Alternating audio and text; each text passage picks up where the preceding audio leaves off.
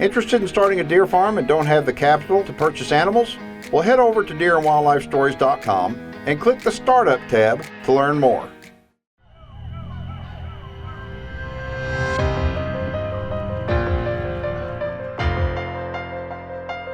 The whitetail deer is America's favorite big game animal, and whitetail deer farming is the fastest growing segment in the American agriculture industry. Our program's mission is to dive into the world of deer farming and discover why tens of thousands of Americans compete to create the biggest bucks in the world. And by the biggest bucks, we don't just mean the size of the antlers. The financial investment opportunities produced even on small parcels of rural land will blow you away. Join me as we discover how whitetail genetics, deer auctions, animal husbandry, and so much more drive the deer farming industry. My name is Keith Warren, and this is Deer and Wildlife Stories. So this week, Deer and Wildlife Stories comes to you from just outside of Bastrop, Texas. There's a little town called Page, and at the very end of a long dirt road, you'll find the Keeper Ranch. My name is Bryant Kern.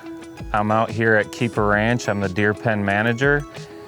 So out here at Keeper Ranch, we have about a 1,300 acre property. And then within that, we have about 25 acres of pens. Those pens are comprised of 18 whitetail and then also 9 fallow pens. This is the second time Keith's been out to our place, and for whatever reason, luck may have you. Luckily today we're out here and we're knocking down a fallow that we're going to be transporting to someone today. And luckily Keith came here in time to catch it, and so we're going to head on out and go ahead and take care of this fallow.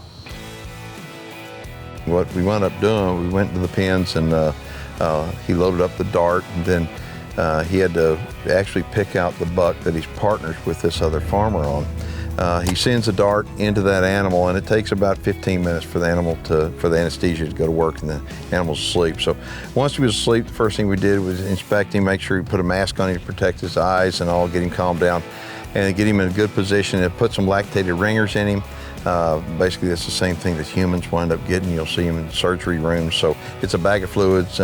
It's to prevent dehydration. They're going to go ahead and give him some other meds while he's down. And then Brian actually showed me how to score a fallow deer. It's kind of difficult for me to understand how to score them, but when he's showing me on the ground, it's like, now I understand how to do it. It's pretty cool. And this particular buck, it's a 3-year-old. So he wound up showing me that. And the next thing was cut the antlers off of him and then move him up to the deer barn, carry him in. He's sedated, of course, and then give him a reversal shot, and he'll wake up and he's going to be held in a stall, and then the partner's going to come pick him up later this evening and take him over to his place. He'll be used as a breeder. The reason we got into the fallow deer, honestly, was just random luck. We had bought this place in 2017, and along with that came 17 does in a fallow breeding program, along with a buck named Thunderstruck. And ever since then, it's been one of the greatest things that has happened to us. We've expanded that program a lot to about 125 females. We've been blessed with bullwinkle, blades, game changer, all coming out of our stock. And you know, for us, it's our safety net. We've always believed that we need to raise another species besides whitetail, and for us, the fallow deer are the only thing that's comparable.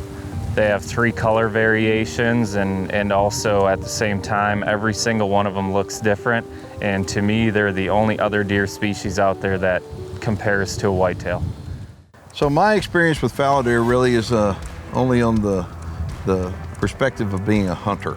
I mean, I've hunted fallow deer in lots of different places and taken some that I thought were pretty nice, but never taken anything really big. And there hadn't been a lot of emphasis put on trophy class fallow deer lately. But about the last 4 or 5 years, something changed, and now there's a real big emphasis on growing trophy-sized fallow deer, and it all starts on a deer farm. So the fallow deer market is an up-and-coming market, big time, especially in Texas, and it's for that reason that the North American Deer Registry has now come up with a fallow deer registry. It's really important. I mean, they started early to get all this data, because they're going to be able to build a very detailed database that's going to help deer breeders breed strategically to grow the biggest trophy, healthy animals they can.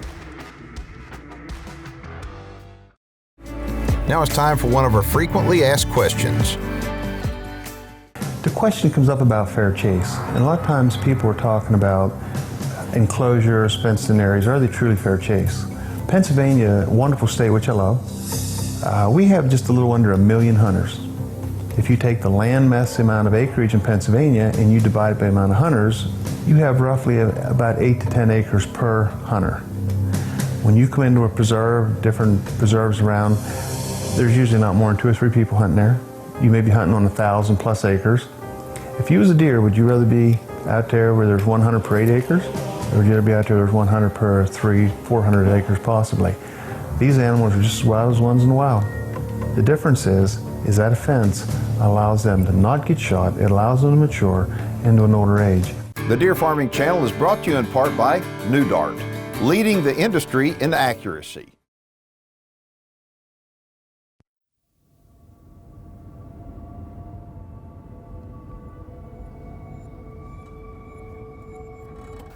So I can tell immediately from looking at it, you've got a lot more fallow deer this year. And is it because y'all wound up and bought a bunch of them, or did you breed these guys up?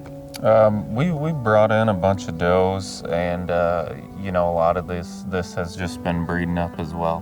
What blows my mind is how gentle fallow deer are. I mean, look at these guys. When these guys are, I mean, they're gentle. White-tailed deer, for the most part, are skittish and all, but these are gentle. Their demeanor is good, and then they're just calm and hanging out. Yep. That's one thing we love about them. Hardy, calm. Don't ever have to bottle raise, and they'll come within 5 feet of you. And health-wise, let's talk about health issues compared to white-tailed deer. Are they easier to raise than white-tailed deer? 100%. Listen to that. 100%. You never have an issue with them. I've been here 2 years now, and I bet you I've had to knock down 2 or 3. Wow. And that's a good thing. I mean, we all want healthy animals, so clearly they're pretty hardy. For us, our main focus is kind of, when you look at a fallow, we want them to be able to, we want them so that you see their antler growth. You know, most fallow, you look at them straight on and they're kind of just straight up facing towards you. We want that turn look where the antler is facing you and you can see everything that's going on. Like that guy's got, yeah. Yep. Yeah, I mean, so in other words, it's the look. Yeah. I mean, you're wanting the look on them, just like, well, white-tailed deer. Of course, we want long beams and long tines and mass and everything else, but it all comes down to the look and really not necessarily the score. But let's address your market. Who's buying fallow deer, why, and where are these going to go? So right now, it's really all been genetic stock. We've been selling everything as breeders, just again because this market's kind of in its infancy. I mean, it's been around for years, but as far as the breeding with genetics and all that stuff, it's kind of in its infancy. And so basically all of our stuff has been sold either to whitetail breeders that decided to get into fallow, or just people that already have fallow and they're raising them and just want to get into raising bigger stock. So almost all of these guys in here, they're going to end up in somebody's breeding pens. Okay, why would a whitetail breeder want to change over to go with fallow? I know that there's going to be a lot of people who want to start raising fallow. There's going to be a lot of people watching the show that go, why would a whitetail guy do that? And I mean, I know why, but you need to tell them why. So I think for us, the fallow deer, they're the only ones that are comparable to whitetail, but also don't have Texas parks involved. Right. You can move these guys freely from pasture to pen. From state to state for the most part. You know, do anything you want with them, and you don't got to worry about regulations. And not only that, with the color variation and the difference in their antlers, I mean, you can just see it right in this pen. How many bucks have different antlers? Yeah, every one of them looks different look. Yes. And that's where, you know, we truly feel in the future that at some point in time, you know, Texas Parks just keeps going and going, and at some point in time, that fallow market, it's just going to be, it's gonna be hot, it's gonna be doing great, we're gonna start selling bucks out on the ranch based off of score rather than right now where it's just, hey, that one's $4,500 and so is that one. Yeah, and see what happened, fallow deer were brought here, golly, a long time ago. And for the most part out in these pastures, these ranches that they propagated and they've done very well and they have to hunt them, a big fallow deer doesn't look like any of these guys. I mean, the reason why is because they haven't pushed the genetics. They just shoot them. Yeah. Okay. And so I look at all the years that I've gone back and I've actually hunted fallow deer. I mean, they're like, there's nothing compared to these guys. And so what's happening is this is in its infancy. Now, 30 years from now or whatever, I think you're going to see deer like these right here on different people's ranches. Okay. Yeah. And the reason why is because what's going on places like Keeper Ranch.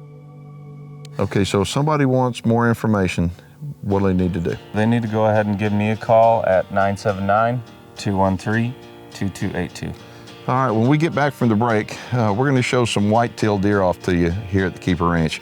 You know, it's kind of funny, 2 years ago when you got hired to come on down here, you had no idea that you're going to be this deeply involved with the fallow. Yeah, no idea at all, no idea. When we get back from the break, we're going to show you what he was supposed to be deeply involved with and still is.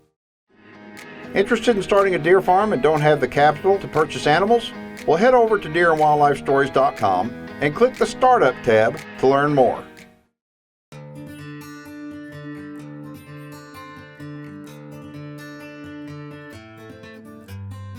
I first met Bryant up in Missouri when he was working for a fellow up there by the name of Kevin Grace. And Bryant is very knowledgeable about the deer industry. And so a couple of years ago, he wound up taking the job here at Keeper Ranch, and his job was primarily to build the whitetail deer herd.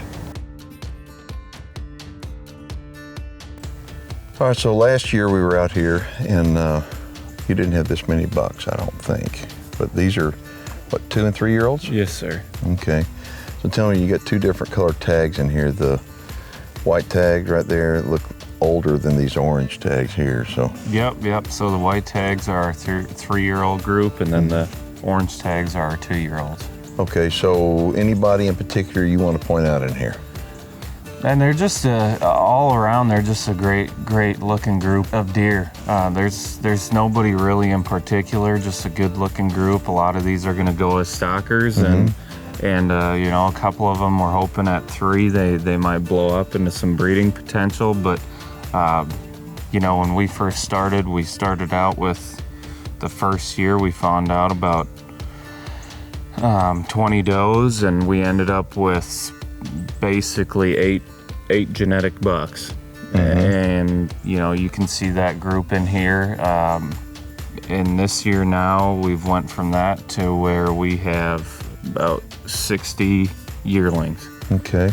All right, so we'll show you the yearlings here in a little bit, but I want to point something out. They have not been breeding deer here. Now, Bryant's been here 2 years, and Green has been in the breeding business for how many years? It was about 2.5. Okay, so what happened is to start in the breeding business, you got to get your stock from somewhere, and Green went out and he bought deer. So he bought the moms to these guys. Yeah. Okay, and the moms, I guess, are here. They've been here at one time because these were all born here. Yep. Okay, so what happens, you got to start somewhere. It's just like we talked about with the fallow registry. You got to start somewhere. Unless you have data to go by, you have no idea what you've got. So he started out, he bought the does, okay, these guys' moms, and they've all got great pedigrees. All of them are in the registry, and they've all got great pedigrees. Yep. But it's like until you breed, you really don't know what you're going to get. Would you agree with that? Yeah. So we, you know, the first year we basically bred everything just based solely off of what we could figure out on paper. And now we've kind of switched gears. Now that we have a good group of yearlings and a group of 2-year-olds, we've switched to say, hey, what fits with this, but also adds the characteristics that we want. You know, if it needs more tine length, if it needs more width, what do we need to put on that deer to just make better offspring? Right.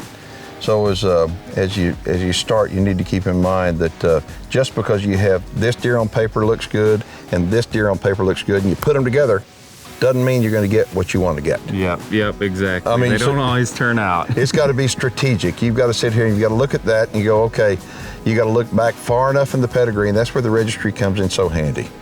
But something else just as important is networking with other breeders. Yeah. For example, Landmark. We're gonna show you a deer here in a little bit. Landmark. We filmed him every year, and he's a beautiful deer. And he's in the registry, and you can take a look. And when you look in there, you see how many offspring he has. Yeah. Who's been breeding him. And that way, when you network with people and you look down this list, you think, okay, I can call so-and-so and ask him, what does that deer look like? What did he turn into? Okay, and that way it helps you make the best breeding decision. So it's not just off the paper. You've got to have the paper, but just because you have the paper doesn't mean that you're going to grow what you want to grow. So you've got to make strategic decisions, and networking, I think, is a very important part of it. So, okay, we mentioned Landmark to you. Landmark is in a pen right over there. He's 5 this year? Yep, he's 5 this year. Okay, and I've been hearing from everybody, he's pretty. So let's go see him right now. Now some great information on fencing from our friends at LE Fence.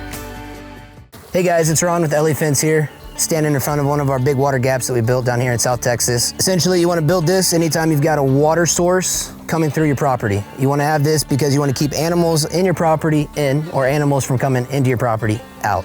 So in order to do that, you got to build a nice support structure, keep your braces out of your main source of water flow, and then you want to go ahead and build your top rail for your water to, or your gate to hinge off of for your water to flow, about 1 foot to 2 feet over that. This is so that when we get a 4 to 11 inch rain, gonna have a lot of water and a lot of debris rushing through here at a very quick pace. If you don't have something that can handle and tolerate that, you're gonna lose your fence line. Then you're gonna lose any animals you got in there, and that's not what we want. So here at LE Fence, we specialize in making water gaps. It's one of the favorite things we get to do. We encounter a lot of fun challenges with it, and with that, we've got many years of experience doing this. So please give us a call. Information's at the bottom of the page. Look forward to hearing from you guys. The Deer Farming Channel is brought to you in part by Record Rack Deer and Elk Feeds. Yeah, I'm trying to find Landmark though. I mean, he'll be the most bashful one for sure. Yeah.